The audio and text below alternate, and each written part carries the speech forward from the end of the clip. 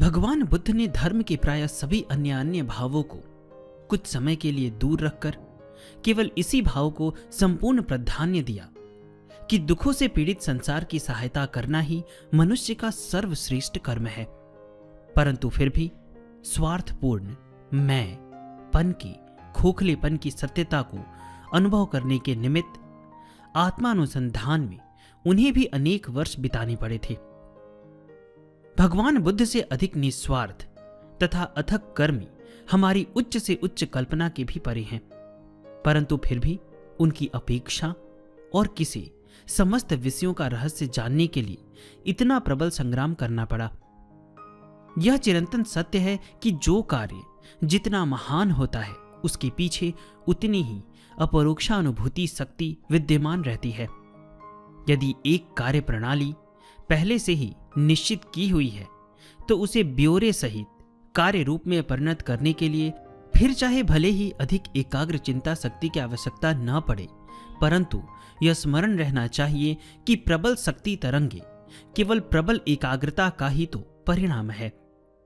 किसी सामान्य चेष्टा के लिए संभव है कोई मतवाद मात्र ही पर्याप्त हो सके, परंतु जिस तनिक से हिलाव से एक छोटी सी लहर की उत्पत्ति होती है वह हिलाव उस वेग से अवश्य ही नितांत भिन्न है जो एक प्रचंड तरंग को उत्पन्न कर देता है।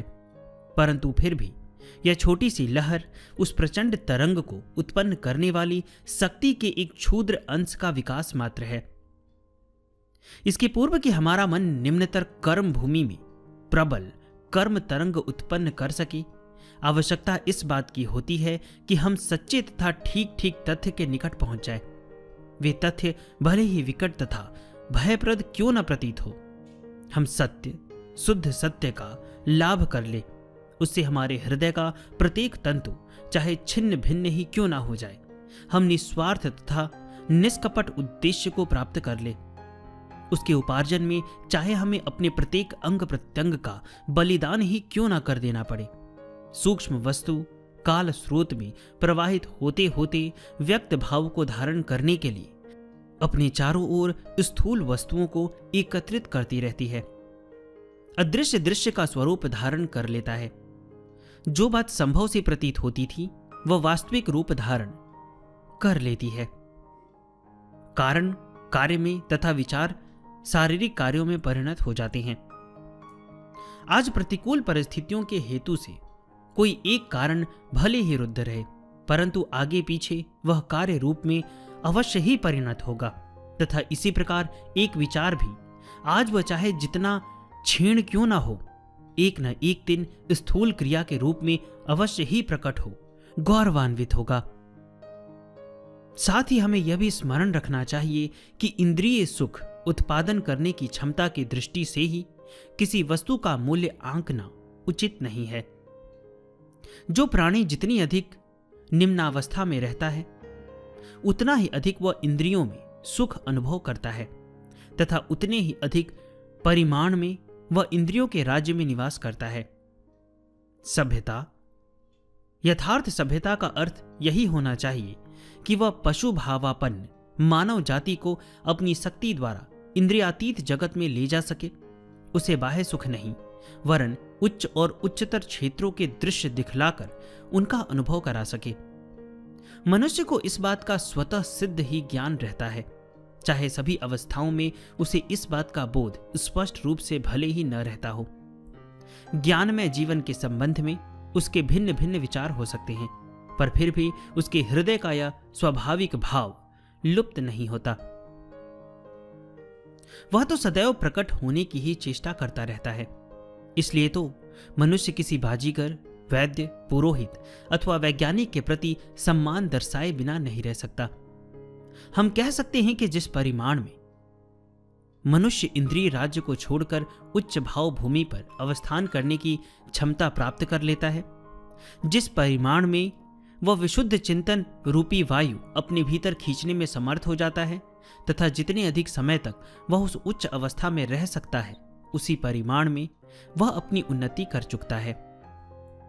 संसार में यह स्पष्ट रूप से दिखाई देता है कि सुसंस्कृत उन्नत व्यक्ति अपने जीवन निर्वाह के लिए नितांत आवश्यक चीजों के अतिरिक्त तथाकथित ऐशो आराम में अपना समय गंवाना बिल्कुल पसंद नहीं करते, और जैसे जैसे वे उन्नत होते जाते हैं वैसे वैसे आवश्यक कर्म करने में भी उनका उत्साह कम होता जाता दिखाई देता है। इतना ही नहीं, वरन मनुष्य की विलास विषयक धारणा भी उसके भावों तथा आदर्शों के अनुसार ही परिवर्तित होती जाती है, और उसका प्रयत्न यही रहता है कि उसके विलास के साधन भी उसके उसी चिंता जगत का यथाशक्ति प्रतिबिंब हो जिसमें वह विचरता है। और यही है कला। जिस प्रकार एक ही अग्नि विश्व में प्रवेश कर विभिन्न रूपों में प्रकट होती है, और फिर भी जितनी वह व्यक्त हुई है उससे भी कई गुना अधिक है। हां, यह नितांत सत्य है कि वह अनंत गुनी अधिक है। उस अनंत चैतन्य का केवल एक अंश हमें सुख देने के लिए इस जड़ जगत में अवतीर्ण हो सकता है, पर उसके शेष भाग को यहां लाकर उसके साथ स्थूल के समान हम मनमाना व्यवहार नहीं कर सकते।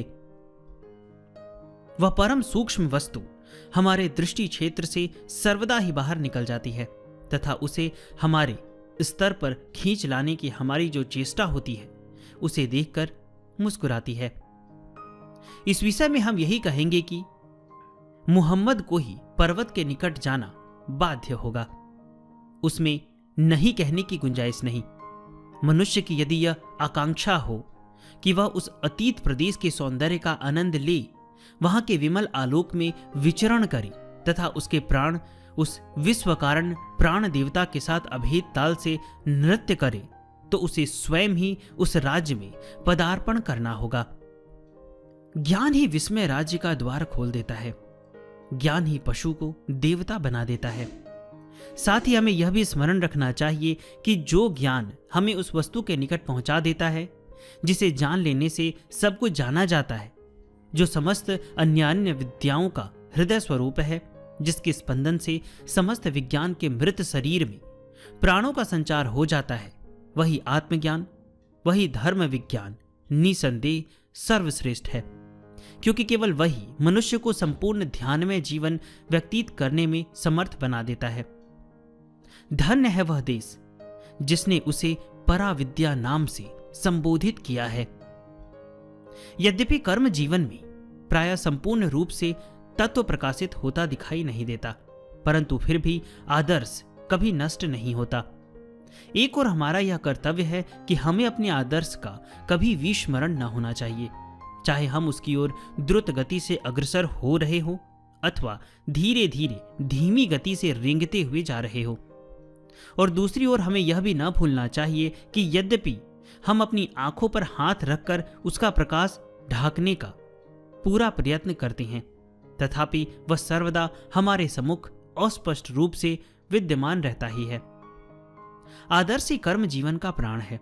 हम चाहे दार्शनिक विचारों में मग्न रहा करें अथवा दैनिक जीवन के कठोर कर्तव्यों का पालन किया करें, हमारे संपूर्ण जीवन में हमारा आदर्श ही ओतप्रोत रूप से विद्यमान रहता है। इसी आदर्श की किरणें सीधी अथवा वक्र गति से प्रतिबिंबित तथा परावर्तित हो मानो हमारे जीवन गृह में छिद्र छिद्र में से होकर प्रवेश करती रहती है, और हमें जान अथवा अनजान में अपना प्रत्येक कार्य उसी के प्रकाश में करना पड़ता है। उसी के द्वारा प्रत्येक वस्तु सुरूप अथवा कुरूप अवस्था में परिवर्तित हुई देखनी पड़ती है। हम अभी जैसे हैं अथवा भविष्य में जैसे होने वाले हैं, वह सब हमारे आदर्श द्वारा ही नियमित हुआ है तथा होगा। इसी आदर्श की शक्ति हम में निरंतर व्याप्त है तथा हमारे प्रत्येक सुख में, दुख में, हमारे महान महान कार्यों में अथवा हमारी छोटी छोटी करतूतों में, हमारे गुणों में अथवा हमारे अवगुणों में हमें उसी शक्ति का सदैव परिचय मिलता रहता है। यदि कर्म जीवन पर हमारे आदर्श का इतना असर होता है, तो उसी प्रकार कर्म जीवन का भी हमारे आदर्श को गढ़ने में कुछ कम हाथ नहीं है। असल में आदर्श का सत्यत्व तो कर्म जीवन में ही प्रमाणित होता है। आदर्श का फल कर्म के प्रत्यक्ष आचरण द्वारा ही प्राप्त होता है। आदर्श का अस्तित्व ही इस बात का प्रमाण है कि कहीं ना कहीं अथवा किसी न किसी रूप में वह आदर्श कर्म जीवन में परिणत हो रहा है। आदर्श कितना ही विशाल क्यों ना हो, परंतु वास्तव में वह कर्म जीवन के छोटे छोटे अंशों का विस्तृत भाव ही है। हम कह सकते हैं कि क्षुद्र क्षुद्र कर्म खंडों की समष्टि अथवा उनमें अनुस्यूत साधारण भाव ही आदर्श है। कर्म जीवन में ही आदर्श की शक्ति प्रकाशित होती है और केवल कर्म जीवन द्वारा ही वह हम पर कार्य कर सकता है। कर्म जीवन द्वारा ही हमें उसकी प्रतीति होती है तथा उसी के द्वारा वह आत्मसात किए जाने योग्य रूप धारण करता है। कर्म जीवन को ही सीढ़ी बनाकर हम आदर्श की ओर उठते हैं। उसी पर हमारी आशा प्रतिष्ठित रहती है, वही हमें कार्य करने के लिए प्रोत्साहित करता है। ऐसे करोड़ों लोगों की अपेक्षा जो केवल शब्दों द्वारा आदर्श का एक अत्यंत सुंदर रंगीन चित्र खींच सकते हैं अथवा जो केवल सूक्ष्म अति सूक्ष्म तत्वों की उद्भावना कर सकते हैं, वह व्यक्ति कहीं अधिक शक्तिमान है, जिसने अपने जीवन में आदर्श को प्रतिफलित कर लिया है। दर्शन शास्त्र मानव समाज के लिए उस समय तक निरर्थक से ही है अथवा अधिक से अधिक एक प्रकार से दिमागी कसरत के ही साधन है, जब तक कि वे धर्म के साथ संयुक्त नहीं होते अथवा जब तक कुछ ऐसे व्यक्ति उन्हें प्राप्त नहीं हो जाते जो उन्हें न्यूनाधिक सफलता के साथ कर्म जीवन में परिणत कर सकते हैं। जिन मतवादों से किसी प्रत्यक्ष वस्तु के लाभ की कुछ भी आशा नहीं रहती, उन्हें भी यदि कुछ लोग चाहे अल्प परिमाण में ही क्यों न सही कर्म जीवन में परिणत कर देते हैं, तो उनके भी स्थायित्व के लिए एक विशाल अनुयायी संघ की आवश्यकता होती है। परंतु उसके अभाव में देखा यह गया है कि अनेक प्रत्यक्षवादात्मक तथा सुंदर रूप से प्रतिपादित मत भी लुप्त हो गए हैं। हम में से अधिकांश लोग चिंतनशीलता के साथ कर्म का सामंजस्य नहीं रख सकते। केवल थोड़े ही महानुभाव ऐसा कर सकते हैं।